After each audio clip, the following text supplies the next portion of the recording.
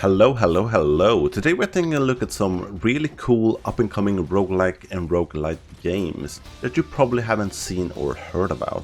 I'm excited for all of these games. The last part of 2024 and 2025 is going to be good if all of these games can deliver. Well, let's get started. First up we have Morbid Metal. This one looks so cool. Love the flashy moves, the combat looks fluid, but they haven't shown that much from the game yet. You pick 4 characters to play in this game, you switch between all 4 of them in real time, much like any gacha game these days. I would assume it's gonna work this way in this game, as they all have their different moves and combos that you can do. You of course unlock upgrades as you play, and you will have some meta progression, permanently unlock upgrades and abilities for the characters as well. The world or levels are semi-procedurally generated, with different biomes and enemies. The game has some really nice graphics. I mean, it's a nice feature to have. The gameplay foremost has to be good, of course. That's going to make or break your game for the most part. But I really don't hate the graphics, it looks really good. But yeah, the combat and the moves looks great. The traversal looks fine as well. And I'm really interested to see how big this game is going to be. The game is developed by Screen Juice. Release date hasn't been announced yet. Next up we have Windrunners. This is something completely different, a side-scrolling flight fight game with roguelite elements of course. The animation and the design looks amazing, I love this. There is so much detail in everything in here. The gameplay is definitely a bit more basic than Morbid Metal, but it looks fun, fast-paced, and I really hope the controls are good. There seems to be different ships you choose from with different weapons as well, so there is some flexibility in how you play the game. And then you have the standard getting better equipment and improve your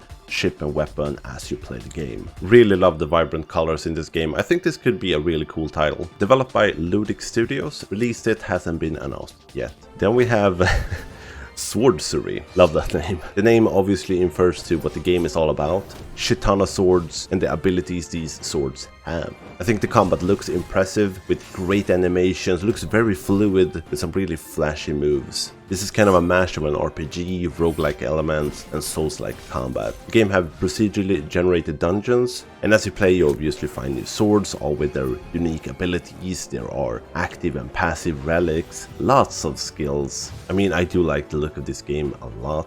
And then you have sword classes as well that you can upgrade to improve a wider variety of swords. I just hope the gameplay is challenging enough, but yeah, I'm excited. No release date for this one either yet.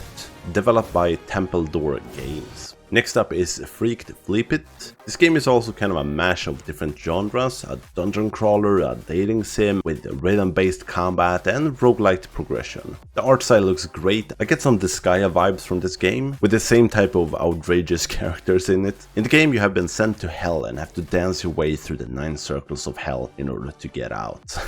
Yeah, we're not taking ourselves serious here. The combat looks fun and unique. Hard to say exactly how it's going to work, haven't played the demo, but it looks fun. But with a rhythm-based combat, I mean, it's certainly unique and there aren't that many games doing this. The game will have a lot of different weapons and perks to get while you're playing, and we'll have to see how the roguelite progression will work in this game as well. But overall, I think the game sounds refreshing. Developed by Bird Studio. No release date for this one yet. Then we have Tears of Metal, a hack and slash roguelike that can be played in co-op. I get some Dynasty Warriors vibe from this game, like lots of enemies, just hack and slash the living shit out of all of them. The art style is certainly not Dynasty Warriors. A bit of humor in the execution as you run around slaying enemies. You're kind of building your own Scottish army in the game as well, and as they acquire experience and grow stronger, you can grant them permanent upgrades as well. In the game you're on a campaign to reclaim your home. There are of course upgrades and artifacts to find. You can play different heroes, and the units you recruit and upgrade, if they die during the campaign they're gone forever. Kinda like that, makes the recruitment and upgrading part of the game more interesting. Between battles you have a settlement as well, where you will get access to shops, buy upgrades and prepare for the next attack. The game is developed by Paper Cult. There is no release date for this one either. Then we have Metalbringer. This one has a fairly standard survival roguelite structure to it. You play as an android soldier that can pilot mechs. These mechs and your character seems to be very customizable. You can swap out parts and weapons, and you seem to start off with a pretty small arsenal, but then you get some really bulky attachments and weapons and armors, and you will get a ton of these parts and weapons as you progress in the game. Not the most innovative game, but it looks solid, and I hope it's executed well. I like when roguelite games are highly customizable. Like, it makes it so much more fun to be able to build your own character in the game. I just hope the progression in the game is as good as the customizable parts of it. Metalbringer is developed by Alpha Wing, no release date for this one either yet.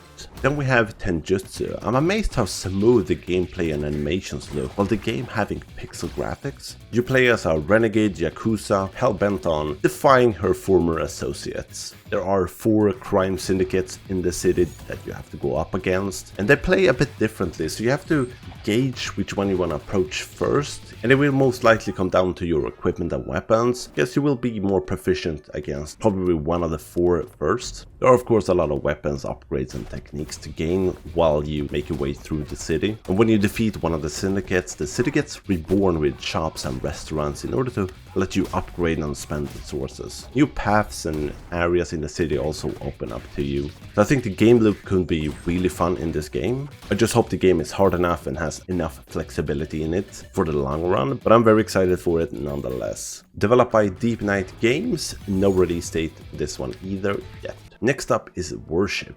Definitely a fan of the minimalistic graphics in this game, with a splash of color of course. The developers described the game as a Pikmin-inspired roguelite. So recruiting followers and ordering them around and throwing them into the action, yeah, could be fun. The game can also be played in co-op, so a bit of teamwork when it comes to building up your cult. There is supposedly a large world to explore as you recruit new followers, uncover secrets, interact with 4 factions in this game as well. And here you want to grow your cult and the power in order to summon your own deity into the mortal realm. They haven't shown that much of the game yet. There are rituals in the game to perform as well, and combat, but I do want to see more of this game. It looks cool. I just hope there is enough meat on the bones in this game, but we'll have to wait and see for that.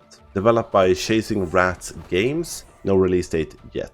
Next up is Wild Woods, a bit more of a chill title that has a focus on co-op and can be played in couch co-op as well. I like the idea in this game of defending a cart while it travels. It's a neat idea, and I hope they have some cool and unique mechanics to go with it. While the cart is traveling, you have to defend it against enemies. You can also gather resources, and it seems like from time to time you take a break and make camp and do some upgrades and spend the resources you have gathered. And if you're traveling during the night, you need to keep the fire burning in order to see what is going on. The combat seems a bit basic, feels like a side-scrolling beat-em-up in its execution, but it's hard to judge from the little they have shown so far. As I mentioned, the game is meant to be played in co-op, and up to 4 players can play together, and they also have remote play together, which is great. I'm really interested in this title. It shows a lot of potential. Developed by Octofox Games, no release date yet.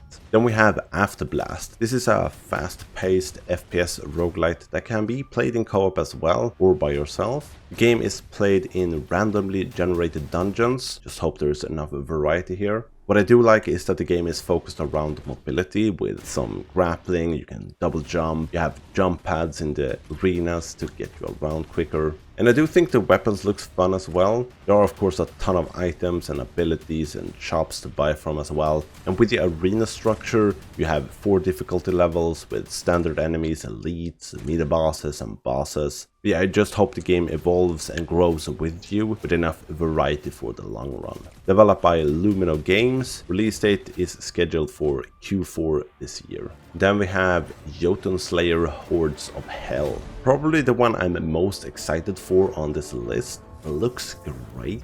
It's a roguelite horde survival game where you play a condemned soul fighting legions of enemies in a quest for redemption. So far they have revealed a few characters: Berserker, Revenant, Scoundrel and Cirrus. They're all good at different things and have their own movesets and abilities. The Norse gods will also bless you and help you. Much like many other roguelite games, you choose one of 3 upgrades when you level up. The game really gives me some ARPG feeling to it, which I really like.